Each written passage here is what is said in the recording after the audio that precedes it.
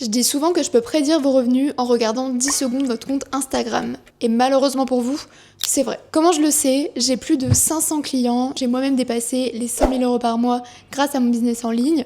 Et surtout, j'ai audité complètement gratuitement des centaines de vos comptes. Et malheureusement pour vous, 99% du temps, vous faites des erreurs qui vous privent de liasses, de billets. Vos comptes sont des boucliers anti-vente, littéralement. Comme je suis sympa, j'ai résumé en 6 points les erreurs que tu fais à coup sûr et qui te privent de vente. Premier élément, on ne comprend pas ton positionnement. Quand on arrive sur ton compte, premier truc qu'on se dit, c'est what the fuck? Qu'est-ce qu'elle fait? Qu'est-ce qu'il fait? C'est quoi sa niche? Son persona, sa cible? C'est quoi son offre? C'est quoi le thème en fait de ce compte-là? À quoi ce compte va me servir? Pensez à l'intérêt de votre audience. Personne ne vous suivra pour vous faire plaisir à part si c'est votre grand-mère ou votre petite sœur. Donc il faut que les gens puissent y voir leur intérêt en arrivant directement sur le profil et que ce soit un intérêt clair. En gros, le prospect doit comprendre en 2 secondes, en arrivant sur ton profil, ce que tu fais, ce que tu proposes. Et ça commence par la photo. Je vois des coachs business, par exemple, qui mettent des photos d'eux à la plage ou en vacances, etc. C'est contre-intuitif. Vous pouvez pas vous permettre ce genre de biais. Pareil, on lit votre bio, on ne comprend rien. En première ligne, tu donnes ton persona. Donc, tu aides qui à faire quoi? En deuxième ligne, tu donnes ton argument d'autorité, ta preuve sociale. Combien de clients t'as eu? Si t'en as pas eu, toi, quel palier t'as atteint pour te permettre d'être expert dans ce que tu vas enseigner? Et je vous parle même pas du lien. Quand je clique, il y a plus d'articles qu'à Lidl. C'est cheap, il y a trop de choses et ça dissuade complètement de s'abonner à vous ou même l'achat. Parmi les choses qu'on voit en arrivant directement sur ton profil, c'est les stories à la une. Profites-en, c'est une chance inouïe de mettre tes témoignages clients, ta preuve sociale, tes propres résultats, des infos clés sur ton offre, des réponses à des FAQ, des choses intéressantes, soit stratégiques. Deuxième erreur, tu négliges la qualité de tes posts. Que ce soit la qualité d'ailleurs de ta photo de profil comme je t'en ai parlé, mais même l'intérieur de tes posts. L'image doit être qualitative, le hook doit être qualitatif, ton copywriting doit être qualitatif, la qualité vidéo, la qualité audio doivent être maximisées. Le minimum, c'est d'avoir un téléphone avec une qualité convenable du type iPhone en général et de vous mettre dans une pièce où il n'y a pas de bruit. Après, ce qui est accessoires, etc., je suis d'accord que ça reste secondaire si vous générez aucun revenu avec votre activité. Privilégiez déjà d'investir en vous, puis après le matos viendra. Je vous conseille d'ailleurs la caméra et le micro DJI. Selon moi, c'est les plus abordables et les meilleurs en termes de qualité. Si vous savez que votre contenu va vous générer des revenus, franchement, c'est un investissement qui sera rentabilisé à 100%. Troisième erreur que tu fais probablement, tu n'as pas posé de cadre à ton contenu et donc tu ne respectes pas ta niche. La niche, c'est le thème de ton compte. Et ce thème-là, tu peux le diviser en 3 à 5 piliers de contenu, c'est-à-dire les sous-thèmes que tu vas aborder dans ton contenu. Typiquement, si tu es coach sportif, tu peux parler nutrition, mindset, séance de sport, et je sais pas si tu fais du cirque à côté. Mais au-delà de ça, dose tout ce qui va sortir du cadre de ta niche. Et attention, c'est important de construire ton personal branding, de montrer petit à petit des facettes de ta personnalité qu'on pourrait pas avoir à travers un contenu basique, mais il faut doser. Et certains, en commençant, vous faites limite du 50-50, 50% hors niche, 50% dans la niche. Non, à part si vous voulez construire une sorte de business d'influence, ce qui n'est pas le cas si vous me suivez en général, fais comprendre à ton viewer en quoi tu es utile pour lui. Je vous vois, vous postez vos chats, vous postez vos enfants, vous postez votre routine beauté, alors même que vous avez une audience naissante. Ça, ce sera possible à un certain stade d'évolution dans votre stratégie, mais patientez. Déjà, il faut avoir assez de points de contact avec votre expertise, vos connaissances et votre intérêt pour le viewers pour que ils comprennent clairement la valeur que vous allez lui apporter. Et si vous la dilapidez au milieu de plein d'informations inutiles, vraiment le cerveau de ce viewer va se dire ok, sert à rien, je me désabonne ou je suis pas. Donc c'est dissuasif au possible. 4, la régularité. Purée, tout le monde vous le dit, mais en fait vous vous rendez pas compte que à force d'excuses, quand vous faites le bilan sur ces 7 derniers jours combien j'ai posté ou sur ce mois-ci combien j'ai posté, vous n'avez pas posté tous les jours et vous avez même plutôt posté 4 fois par semaine par exemple. Vous n'existerez pas sur le marché si vous postez une fois par semaine en croisant les doigts ou une fois telle semaine, 3 fois l'autre. Il te faut juste une bonne organisation et savoir exactement quoi faire, quand le faire pour optimiser ton processus créatif de contenu et ton processus au moment où tu postes, ta routine d'engagement, etc. Mais il n'y a pas malheureusement d'excuses valables à ça. Posez un rythme, fixez-le et suivez-le, vraiment. Moi je conseille toujours une fois par jour pendant au moins 90 jours pour que vous ayez un réel échantillon de ce que vous êtes capable et pour que vous ayez le temps d'itérer en fait. Parce que la stratégie de contenu, c'est très important, mais évidemment qu'il faut faire aussi du volume pour voir ce qui fonctionne pour vous. Malheureusement, si vous n'êtes pas assez régulier, vous n'aurez jamais ce recul-là et cette chance-là de voir ce qui marche pour vous et donc d'optimiser vos efforts par la suite. Erreur numéro 5, où est ta personnalité? Il faut me la retrouver au plus vite. Souvent, ce que vous faites, c'est que vos comptes, on dirait des comptes Wikipédia. C'est des ChatGPT en fait. Et encore ChatGPT, à l'heure actuelle, il est super pertinent, tout le monde l'adore. Donc c'est juste comme si on ouvrait un dico, c'est aussi fat que ça. En 2025, c'est important que tu comprennes que les gens ont besoin d'un personal branding fort pour s'attacher à toi et te privilégier toi face à un expert. Parce que le marché a considérablement grossi en très peu de temps, ce qui fait que tu vas avoir une concurrence énorme. Et au lieu de te dissuader, de te dire « Ah, il y a trop de monde, c'est saturé », non, c'est pas saturé. C'est juste que le choix va plus se faire sur l'existence ou non d'un prestataire, il va se faire beaucoup plus sur « Ok, est-ce que je fit mieux avec cette personne-là ou cette personne-là » Et c'est important que vous compreniez que c'est décisif dans la tête des gens qui vous achèteront. Ils veulent acheter aux gens qu'ils aiment bien, ils veulent acheter aux gens en qui ils ont confiance. Et moi, ce que j'aime faire, c'est distinguer 3 types d'acheteurs.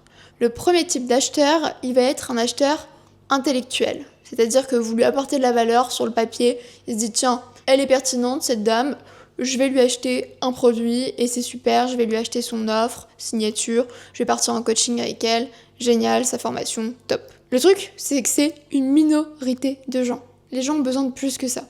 Il y a le deuxième type d'acheteur, un peu plus évolué, qui arrive après, c'est l'acheteur analytique. Il a besoin de voir pour le croire. C'est-à-dire que si vous lui montrez des preuves que ça a fonctionné pour vous, que ça a fonctionné pour des clients précédents, que vos méthodes sont viables sur le papier et qu'il y a des preuves concrètes, la personne aura beaucoup plus envie de vous acheter et c'est là, pour les profils analytiques, que ça déclenchera l'achat.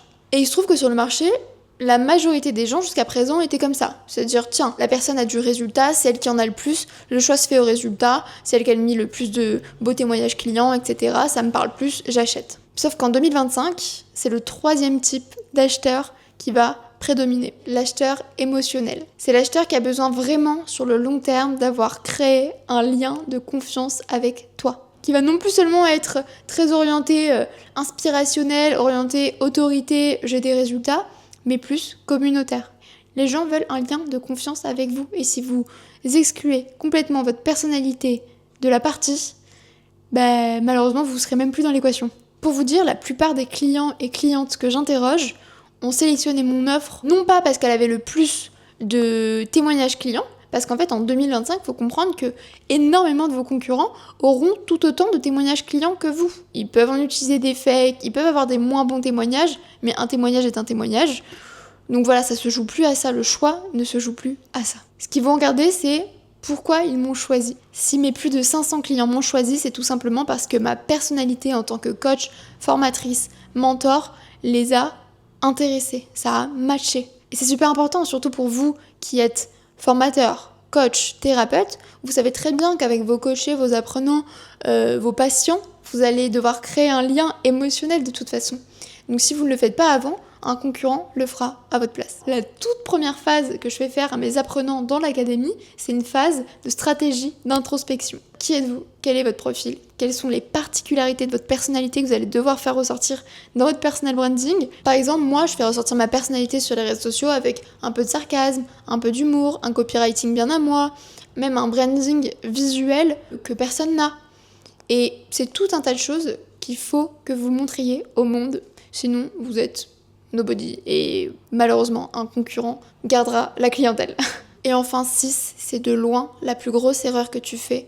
Tu n'as pas de stratégie de contenu. En réalité, on est plutôt sur un triptyque stratégique, c'est-à-dire qu'il y a la stratégie de contenu, la stratégie de structuration d'offres et la stratégie de vente, qui sont mes spécialités et que j'enseigne avec plus de 500 clients. Mais là, je vais me focaliser sur la stratégie de contenu parce que c'est ça qui bloque quand je regarde en 10 secondes ton Instagram et que je prédis tes revenus. L'erreur que vous faites à 99%, c'est de commencer à poster du contenu inspirationnel en premier, en espérant gagner des followers, de la visibilité, etc. Donc vous enchaînez les trends qui ne correspondent pas du tout à votre stade d'évolution sur les réseaux sociaux. Vous êtes même tenté parfois de mentir pour coller à cette image parfaite Instagram qui est d'ailleurs complètement outdated en 2025. Voici ma leçon de morale du jour, voici ma leçon de vie, voici une citation toute faite sur ma niche.